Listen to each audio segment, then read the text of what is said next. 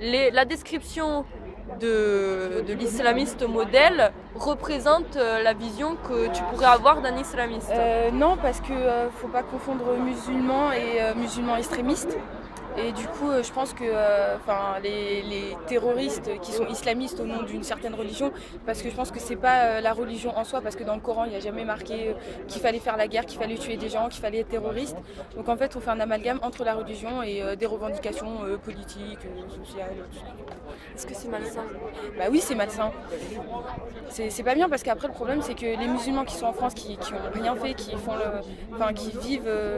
vivent normalement, qui demandent rien à personne, et bah ils sont forcément liés à ces terroristes et du coup il y a des problèmes. Enfin il y a des formes de racisme, que ce soit au niveau de la religion, au niveau de la personnalité, parce qu'on assimile aussi les musulmans aux arabes, alors qu'en France il y a plein de musulmans qui sont français, qui sont blancs, ou des musulmans noirs ou des musulmans chinois. Enfin, je veux dire ça, voilà.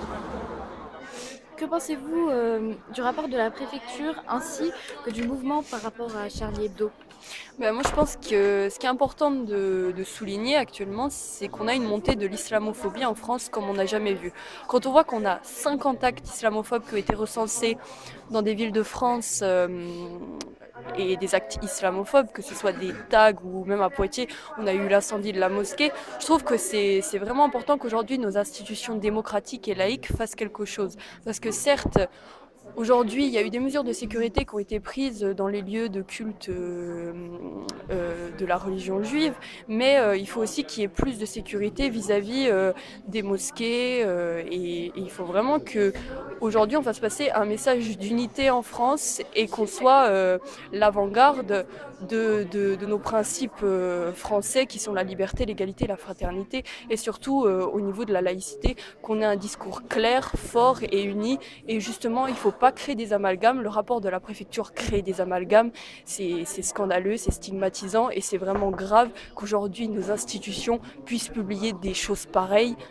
Et le contexte actuel contribue encore plus à créer des amalgames, c'est le mot, à propos de la situation. Donc je pense que réellement il va falloir avoir une réflexion, une vraie analyse sur ces questions et qu'on réfléchisse à comment est-ce qu'on met en place le vivre ensemble et comment est-ce que on soit le plus tolérant des uns des autres.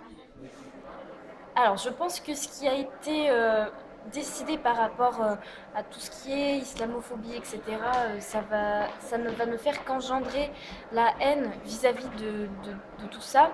Ça va faire justement qu'engendrer la haine à propos des musulmans, parce que du coup, ça va créer encore plus d'amalgame. Les gens, ils vont penser que musulmans égale terroriste, etc., mais que les gens qui ressemblent, qui ont de la barbe, qui ont la pommade, etc., ils vont penser direct, ah, c'est des terroristes, etc. Alors que justement, c'est pas ça qu'il faut penser. Un terroriste, c'est un terroriste. Un musulman, c'est un musulman. Un musulman n'est pas terroriste.